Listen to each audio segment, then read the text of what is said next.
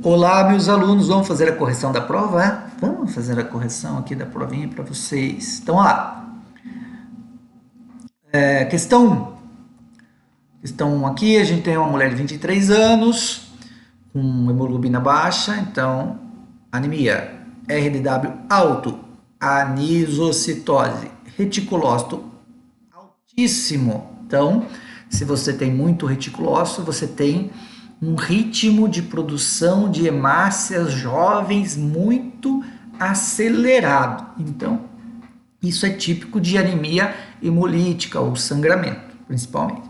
Só que esse paciente fez uma eletroforese de hemoglobina e deu a presença de hemoglobina S. Então, quando a gente pensa em hemoglobina S, a gente pensa em anemia falciforme. E dois S's aqui, então quer dizer que é dominante. Então, quase um quadro fenotípico de anemia falciforme. Então, calcular o VCM, o HCM e CHCM. Então, um VCM de 93,8, HCM 31,8 e CHCM 33,9. Liste as alterações notadas, daí vocês vão observar aqui que o VCM, o HCM e o CHCM deram normais. Então, você não vai colocar nada. O RDW deu alto. Então, você vai colocar aqui uma anisocitose. Deixa eu tomar um cafezinho aqui. Uma anisocitose, tá? Você vai colocar aqui uma anisocitose. Você observando as imagens aqui, você poderia citar também uma pecilocitose, sem problema.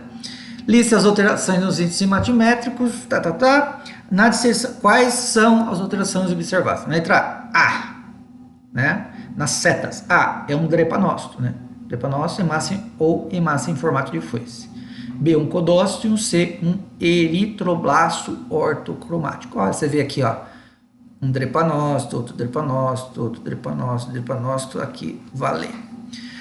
2. Qual o diagnóstico? Anemia falciforme. Qual a causa dessa anemia? Vocês deveriam citar aí como resposta a substituição do aminoácido ácido glutâmico pelo aminoácido valina nas cadeias de hemoglobina. Então, poderiam citar que é uma doença genética, hereditária, mas tinha que constar que a causa dessa doença é a substituição do ácido glutâmico pela valina. Quais testes mais úteis? Vocês teriam que citar a eletroforese de hemoglobina, estava respondido lá em cima, né?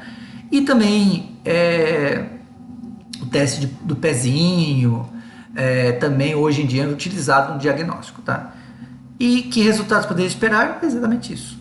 Esta anemia pode ser considerada uma anemia hemolítica? Sim, né? Então a gente sabe que toda anemia hemolítica é aquela em que a sobrevida da hemácia é inferior a 120 dias. Então, normalmente, uma hemácia sobrevive 120 dias na corrente sanguínea. Nas anemias hemolíticas, essa hemácia tem uma fragilidade, seja ela na membrana ou na sua estrutura e etc., ou a presença de anticorpos contra essa hemácia, que leva ao quê? A uma lise, a uma hemólise dessa hemácia. Então, a sobrevida dela é inferior a 120 dias. Justifique sua resposta. Então, a anemia hemolítica é uma anemia. A anemia falciforme é uma anemia hemolítica, pois apresenta uma sobrevida de suas hemácias inferior a 120, principalmente porque o formato da hemácia em forma de foice facilita o seu rompimento. Ela rompe com mais facilidade. Seria a justificativa, além do que, analisando os exames, você vê a presença de eritroblasto ortocromático, pode ser um indicativo, e o número de reticulócitos elevado, tá? Então, isso seria a justificativa. Cite 4 anemias consideradas hemolíticas. Essa aqui estava fácil, só vocês dar uma pesquisadinha, se encontraria talassemia, esferocitose, leptocitose, deficiência de glucose 6-fosfato, até mesmo aquela doença hemolítica do recém-nascido, né? A eritroblastose fetal, né? Ou algumas reações transfusionais, né? Você sabe que o paciente que tem sangue tipo A, ele tem anticorpos anti-B. Então, se ele tomar um sangue B, vai ter uma reação transfusional, os anticorpos vão atacar as hemácias, vão imobilizar as hemácias. Não deixa de ser uma anemia hemolítica, daí no caso adquirida. A questão 2, calculava os índices aqui, dava o VCM 68, certo? Um VCM baixo, então aqui você já tinha que colocar microcitose. O HCM 16,5 e o CHCM 24,1. Então, abaixo dos valores de referência. Então, liste as alterações notadas. Como que está o RDW?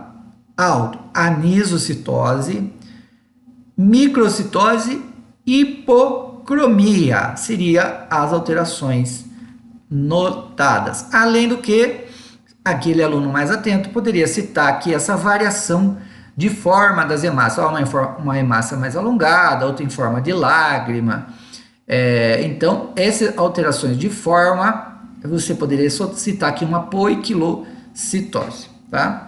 Continuando aqui, qual o diagnóstico? Anemia microcítica hipocrômica, certo? Poderia colocar anemia ferropênica, porque observando aqui, você tem um reticulócito normal, então provavelmente, diferenciando a talassemia, eu considerei certos colocar anemia por deficiência de ferro, tá?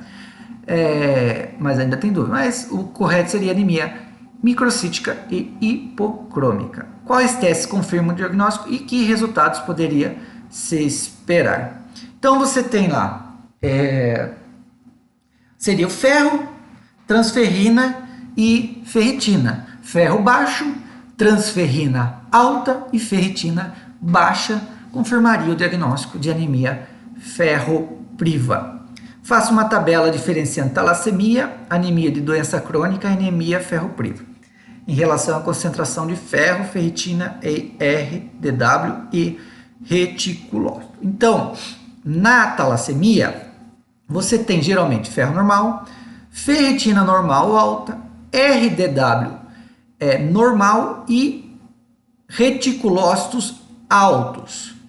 Na anemia de doença crônica, você tem ferro baixo ou normal, ferritina alta, RDW normal e reticulócitos normais.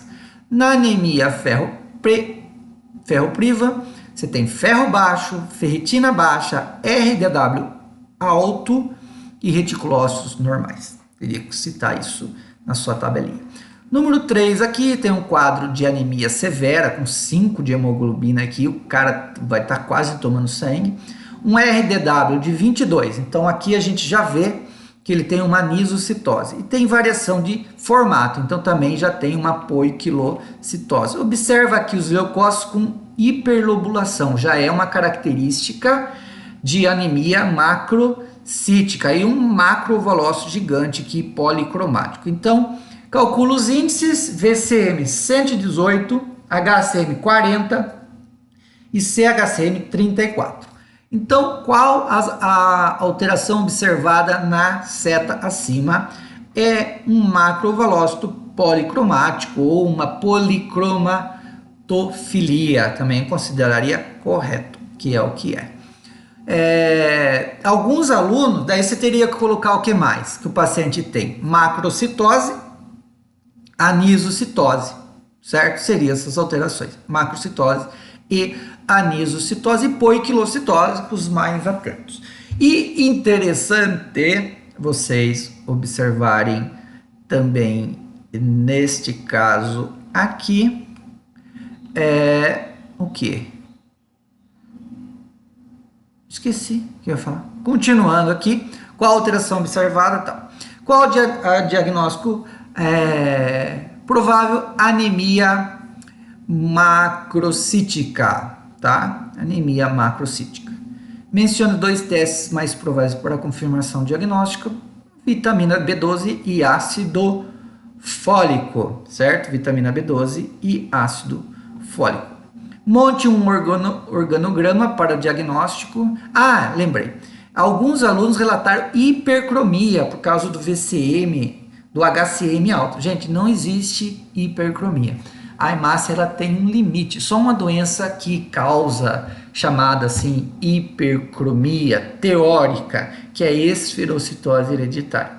Então, não existe esse termo hipercromia para ser dado um diagnóstico no hemograma, tá? Então, no caso aqui, quando o paciente tem VCM, a tendência é o HCM dar um valor bem alto, mas isso daí você não deve relatar como hipercromia, porque existe um limite de quantidade de hemoglobina dentro de uma hemácia. Acima disso, a hemácia ela não armazena mais do que isso, tá? É como se o copo estivesse já cheio, não adianta você tacar mais água lá, que ele não vai, ele já atingiu o seu volume, o seu conteúdo já atingiu. Então, hipercromia não é um termo que a gente utiliza na rotina laboratorial, tá? Qual o diagnóstico? Anemia macrocítica. Quais os testes? Vitamina B12 e ácido fólico. Monte um organograma para o diagnóstico desse tipo de anemia. Daí o organograma aqui seria, deixa eu colocar aqui, este organograma que está aqui. Então, anemia macrocítica, certo? VCM alto, observa-se a morfologia no sangue. Se tiver neutrófilo hipersegmentado, que é o caso dessa anemia, ou macrovalócitos, vai dosar B12, ácido fólico. B12 você pode chegar aqui, deficiência, uma absorção, anemia perniciosa, ou dosagens normais, doenças congênitas ou drogas, e folato, dieta, na gestação, papapá. Se não tiver essa observação apenas macrocitose, você pode classificar essa anemia como não megaloblástica. Daí vai observar o reticulócito, se estiver aumentado pode ser uma anemia hemolítica pós-hemorrágica, se o reticulócito estiver normais ou diminuídos, alcoolismo, hepatopatia, seria esse organograma que eu colocaria. A maioria só foi assim, VCM alto, B12 e ácido fólico. Não, não é isso, tá? Seria este organograma aqui. Voltamos lá, visualizamos aqui, tá? Continuando a nossa aulinha. Continuando aqui. Tá.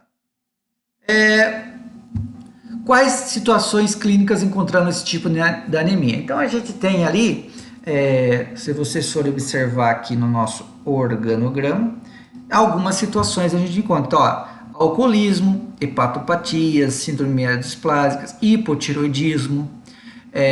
Daí você vê aqui, ó, dieta deficiente na gestação, alguns tipos de droga, paciente que fez cirurgia bariátrica, seriam essas as situações clínicas. Daí, continuando aqui,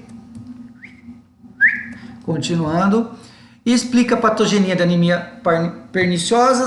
Alguns colocaram, deficiência B12. Não é isso. Vocês teriam que citar aqui que a anemia perniciosa, a patogenia dela, o que acontece?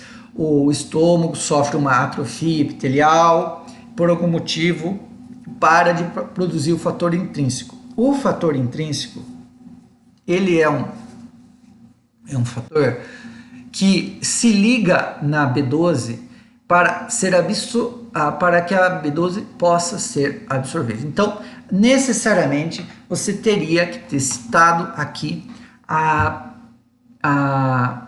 não produção, a ausência de fator intrínseco na absorção da vitamina B12. Essa é a causa da anemia perniciosa. O estômago tem um papel importantíssimo na absorção da B12. Se ele não produzir o fator intrínseco, a B12 não será absorvida. Isso daí está muitas vezes relacionado com atrofia das células estomacais, né, gástricas, e consequentemente a não produção desse fator que é essencial para a absorção da vitamina do ácido fólico, principalmente da vitamina B12.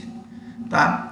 Daí aqui explica como ocorre a metabolização de todos os constituintes da globina. Então, quando ocorre a retirada das hemácias da corrente sanguínea, a globina ela vai ser reduzida em aminoácidos e será absorvida, certo? O M, você teria que explicar aqui o metabolismo do M, tá? Toda aquela a conversão da formação da bilirrubina, da bilirrubina não conjugada, da formação de estercobilina, de ser eliminado pela vesícula biliar nas fezes, parte ser da urobilina, para formar urobilina e ser excretado na urina. Vocês teriam que explicar todo esse metabolismo envolvendo bilirrubina, bilirrubina conjugada, não conjugada, bilirrubina direta, bilirrubina indireta, formação de estercobilina, formação de urobilina e sua excreção através das fezes ou através das vias urinárias. E o do ferro, mesma coisa, o ferro livre será transportado pela proteína chamada transferrina e armazenado no fígado no formato de ferritina. Seria esse o metabolismo.